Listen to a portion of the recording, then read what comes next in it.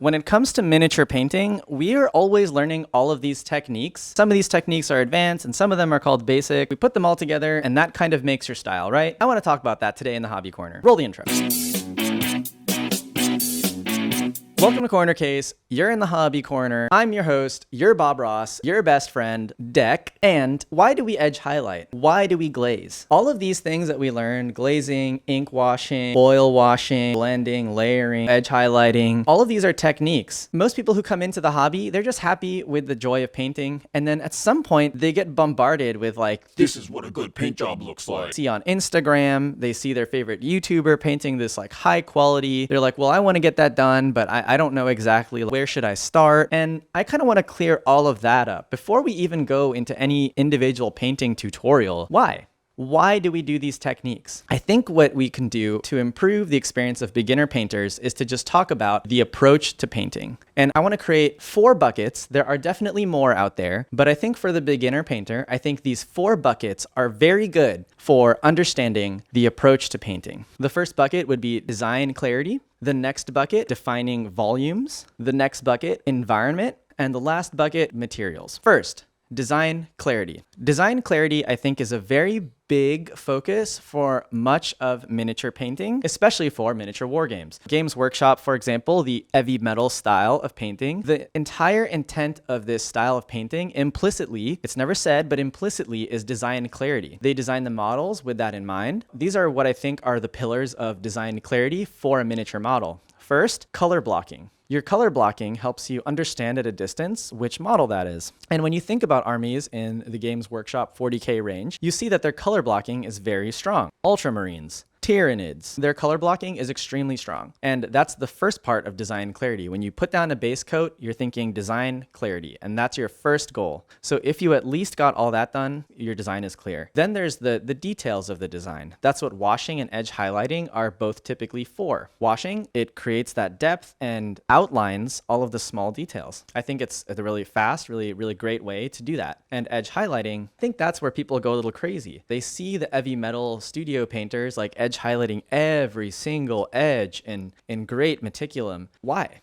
Does the average painter need to do that? Well, we don't need to feel guilty about that because those painters are painting for design clarity on a package. We're not painting for packaging. We're painting for usually a table. I would argue that edge highlighting in this case, you probably could get away with whatever is going to be the most visible on your model and whatever is going to be fast for you. So design clarity. I think that's like a really big focus for much miniature painting. Well, not all miniature painting focuses on that. And I want to hop on over to the focus of the effect of the environment. When you talk about techniques like weathering, when you use washes not only to add definition, but to add like griminess to like maybe like Space Marine boots or something, or when you start using pigments, pigments are a big way to do that. When you go to like the traditional tank modeling does this a lot because the scale is bigger, not the relative scale, but the size of the physical model is sufficiently large compared to something like a Space Marine. And usually in order to make it look real, it's caked in mud, it's got weathering to it. So just to make you think about, some spheres of miniature painting do not focus on design clarity. They actually focus on this other pillar, which is environment. I'm going to take the time here because this is the Hobby Corner to shout out Maschinenkrieger, which is the Kao Yokoyama property. The best YouTube channel, I think by far, is Paint on Plastic by Lincoln Wright. So more about Lincoln Wright in the description down below. That guy's paints are so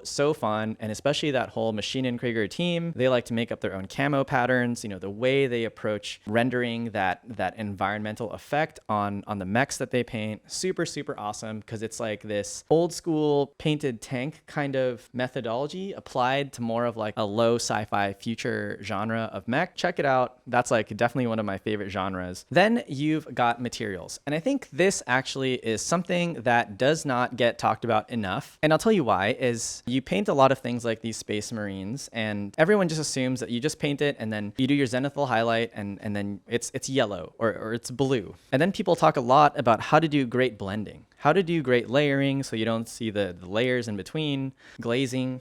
But at the end of the day, like, how many objects in your life do you know that like actually reflect light like that cleanly? How many things are that smooth in your life? Most things have texture, I think. And especially when it comes to these like armors and things, a lot of people will add in like the scratches and stuff. And I think that's like a really cool way of like rendering the material, especially some other artists, instead of blending, they'll put in like the little lines so that having your core shadows or highlights hatched in with these little lines, that kind of shows the texture. Some people do it on like fabrics and stuff. They'll do like the cross hatching, but you can do it on all metal surfaces too. And I think this is an interesting topic because I think this opens up the opportunity to paint a lot faster because you're not trying to achieve these like perfectly smooth blends to create this perfectly smooth photoshopped surface on a model. You're instead chopping up your reflections in such a way that you add texture to it. And because you're painting in that way, well, you actually have like faster drying times, and you actually don't have to think too hard about these glazes. So rendering materials, that can be a big focus too. Even before, your edge highlighting and stuff, you could definitely focus on, I've definitely seen great models that just render materials really well and they've barely got any edge highlighting.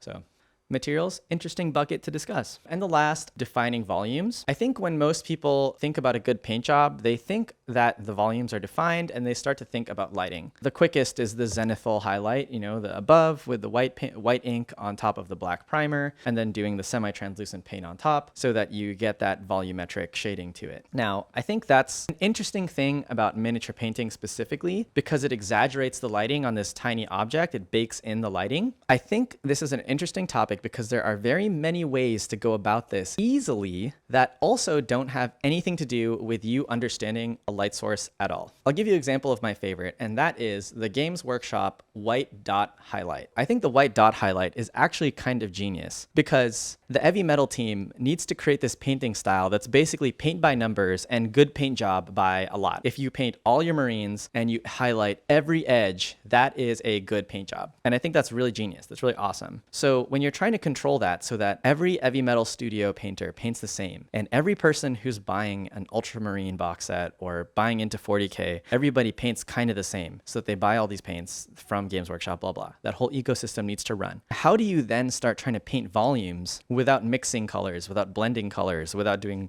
glazing? That little dot highlight that they put in to like the spheres of the backpacks onto like the kneecaps, to me, that move is genius because you can start to apply that concept to things like the cylindrical leg armor of a Space Marine. And then now that starts to show the cylindrical volume. And it's way easier than glazing up like a core shadow all the way down. You're just painting in one little line and one little dot, and that defines the volume. That adds so much volume definition. Again, I think that's like independent of rendering materials or environment. If you want to just focus on defining volumes within your miniature painting, even without understanding lighting, I think that's pretty cool too. So there you have it. I think those are 4 pretty good buckets for beginners to start thinking about how to improve their painting: design clarity, environment, materials, defining volumes. Once you start to like invest your points into each one of these little buckets, of course, your skills will start to grow, and that's how style happens. Hope that was helpful. I think when I started learning painting, it was kind of weird hearing things like what is NMM and how to paint a power sword, but then you paint your power sword one way and then you have like true metallics here, do washes and edge highlights, but why? I think this should put some guardrails around your approach to painting and help you focus on where you might want to improve. Hope that was helpful. Please like and subscribe. Thanks for swinging by. Always desperate. Please, thank you. See you next time. I am ready to subscribe again.